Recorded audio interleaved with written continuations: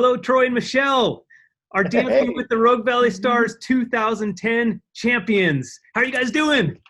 Dude, Yeah, great. we're good. We're good, man. I'm so glad to We've hear. actually kept in touch this whole time. You know, between all three of the windows, we've all kept in touch at some point in time. Yeah, I will say I'm a little surprised, Troy, that you don't have the child, the little baby Yoda in the. You know, I was initially going to do this all at school, but my family and we've been kind of fighting this virus that's been going around. So I've been sequestered to my house. So all of my child stuff, even my trophies at school too. So. So you have it displayed where all of your students can see it, and lest they ever forget or think that their teacher is not a dancing star. That's right. I always tell them, hey, you know, there is magic in these feet. So. Yes. You know, it's so cool, Troy. When you we've been friends for a long time, even before you did the show. But back in 2010, you were in radio, and you were a well liked and often listened to DJ. And your life is completely different nowadays. Yeah, so the radio days, I mean, I'm telling you, man, those were some of the funnest days I've ever had, probably. My wife, when we were starting out in our relationship, she started as an ad sales support, and I was there as a DJ. So that was like, we always look back at that and go, man, that radio job was fun. But looking back at it, it really just wasn't what I was meant to do. So since Dancing with the Rogue Valley Stars, I actually got back involved with elementary school and pursued my dream of becoming a teacher. And that was, I put myself through college, got my associates, and then graduated SOU 2 years ago. And now I'm teaching 4th grade. May Richardson. Represent May Richardson. Well, you know, I love the fact that you got into teaching because you have been one of my best Sparrow advisors for our clubs. And keeping things in front of students and having huge success as a club. So thanks to you, I got lucky. You know, I got to say, I'm actually honored to have been able to stay with Sparrow Clubs and help out some amazing families here in the Rogue Valley. You know, I still talk to the Horns with our lovely Tyler. And a couple of years ago when I was doing, in fact, my student teaching at May Richardson, we were able to get Ty and his family on the Sparrow train and show all the compassion and the love that you guys preach like drinking water. I mean, it is just, it's infectious. And like I said, I am absolutely honored and thrilled to still be able to be a part of Sparrow in some fashion. Well, we've seen you in your element. We've seen you in action. The kids adore you. You definitely found your path and your calling in life. And, you know, you were the key that got us, that got Sparrow Clubs back into Jewett Elementary, and then again into May Richardson. It had been several years since we had done that. So you're just right where you're supposed to be, man. And so many kids are so lucky to have you. So thanks for serving the way you are. You know, it's always been a dream of mine to be a teacher, and I tell my kids on day one, it's like, I'm going to teach you the way that I wish I was taught when I was in school. So. You know, and that is just the ultimate passion for me. And it's like the families that I get to work with and the kids that I get to work with, you know, they see it and they feel it. So they do. Awesome. Well, so Michelle, you're a veteran. You're a veteran of the show. You danced our very first year back in 2009. Remember that? And then I do. Then 2010, and you hold the distinct award, I guess you should say, for winning back-to-back years. You led your star to a championship win in 2010 and 2011. You're the only cast member that we've ever had that has 2 championship wins. Yay! What's your secret? What do you eat? I know, right? I'd be tired then to let others win. That's why. She goes, I consume victory. I eat victory for breakfast. Yeah. Oh, that's so fun. So obviously you get a lot out of dance. Dance is part of your life. It shows every time you get on the stage. And those are just really fun performances, both the one you did with Troy and the one that you did with Ted Benyon a year later. Something else. Do you miss performing at that level? I do miss it sometimes, because June Cranenberg was there too. We kind of all teamed up and put it all together. So it was kind of our little thing we did. So yeah, especially with the 2020 look back and reliving each year and the dances and the music and everything each partner had to offer. Yeah. It's like reliving it all over again. So yeah, I miss it. Yeah. Well, when this pandemic ends, we're going to be back to a live show. So we may come knocking again and ask you to resume your partner duties for another cast. You just might have to okay. diet so nobody thinks that you're a front winner, You mentioned June Cranenberg. We had a really great discussion about her with one of the other teams. She was just iconic in the dance community and really the dance mother of all mothers, And she sure was. She just helped so many people and inspired so many people. And it must just feel really just like a privilege to have been able to be friends with her and to work so closely with her. Yeah, it sure was. Yeah, I knew her for over 15 years, so it was like a second mom to me. Mm-hmm. Yeah. In fact, I remember our first practice, Michelle, and she had an idea of where our dance was going to go. And I remember that she wanted us to dance to Tayo Cruz Dynamite. And at that point in time, that was like a big song on the radio. And I'm like, I'm down with that song, but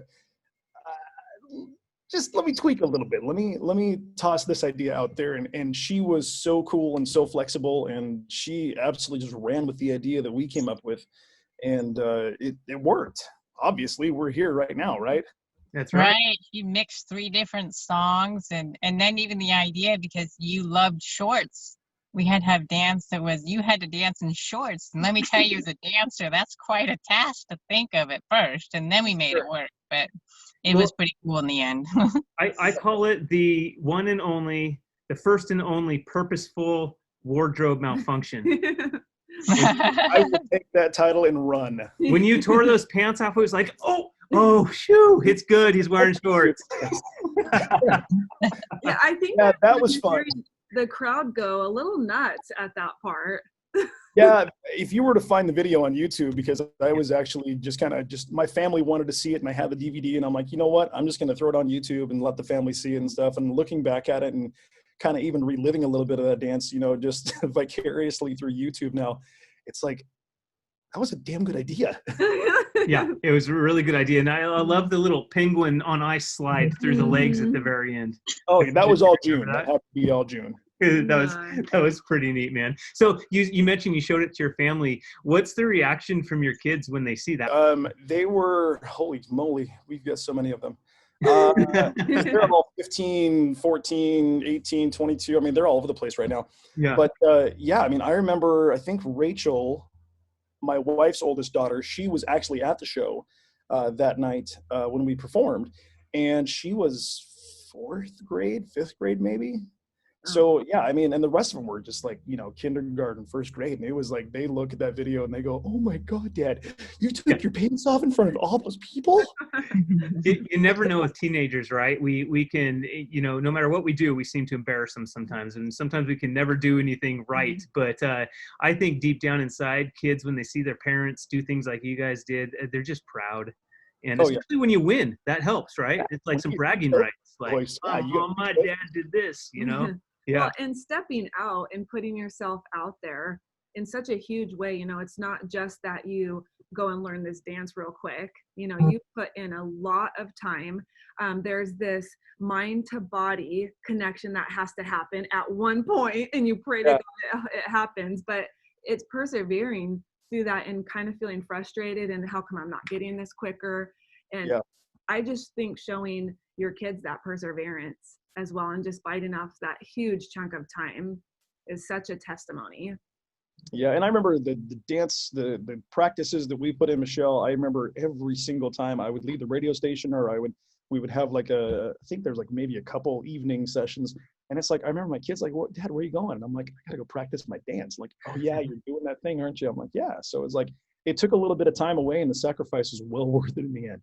Yeah, we met 3 or 4 times a week. At least, yeah. I mean, I remember like our very first time that we met, I said, "We are going to win this." I think we got to show up. Yeah. Yeah, and you know we said the same thing with Gemini and Robin, and it can still apply to you guys too. You guys were kind of guinea pigs in those early days too, because you did it the second year. We had 1 year under our belts, which we really didn't know what we were doing that first year. We learned some things and brought them into our second year, but it was still raw in terms of like what a production we would do today. You know, and in terms of like the decor and the tech and everything involved. And that didn't seem to matter, because at the heart of it, a good performance can stand on its own in any environment. And you guys proved that.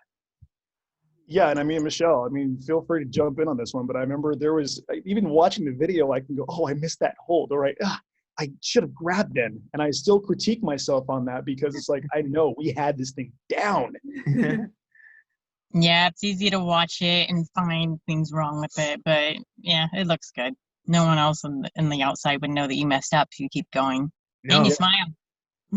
No. And you guys sell it. And you definitely sold it. And your personalities were larger than life. Your costumes were awesome, that like military feel to it, you know, the military uniform. Like that's what it was, right? Yeah. That was that one. Yeah, the gentleman kind of went out the window when the pants came off. He got playful. Yeah. He got into like a Top Gun type of feeling. It was kind of like a shirtless, you know, beach volleyball scene. Just, you don't want to shirtless. Oh, what time is it? Beach is over there, bro. Yeah. Michelle, you have 2 daughters. Are they into dance? No, I wish they were. They're 12 and 15, and they do competitive swimming. I'd like to fit in the dance for them at Summer. That surprises me. Yeah.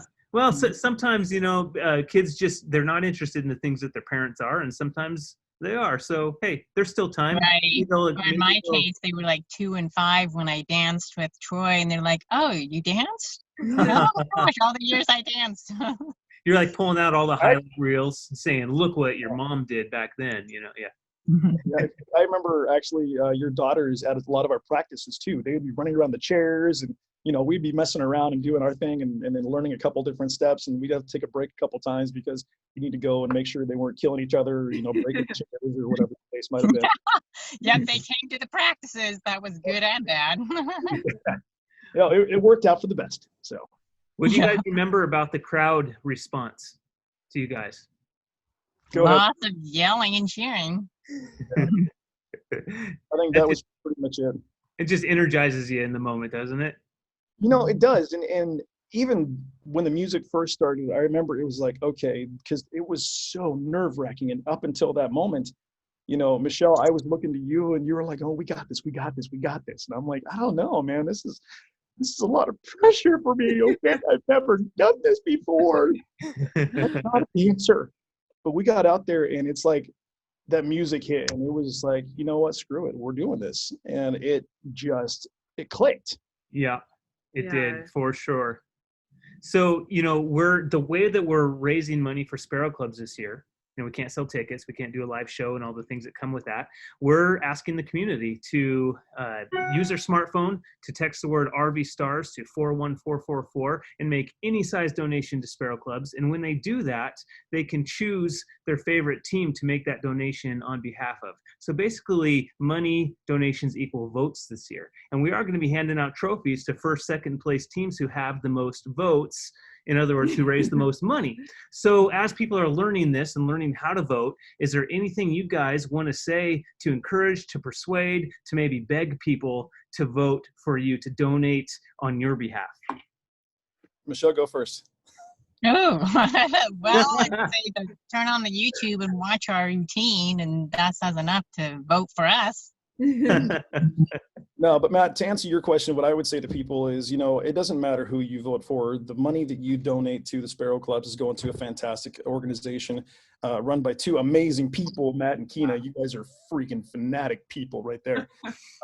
But seriously, it doesn't matter who you vote for. I mean, if you vote for me and Michelle, which you should, you know, the money's going to stay here in the Valley. It's going to help some amazing families. It's going to help some amazing kids, you know, and that's, you know, dear to my own heart. Otherwise, I wouldn't be in the profession that I'm in.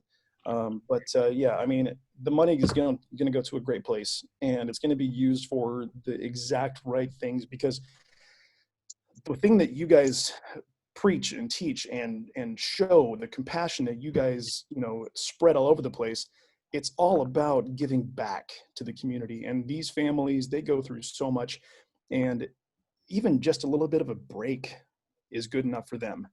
And that financial little bit is just okay. Yeah. Mm-hmm. Definitely. Yeah.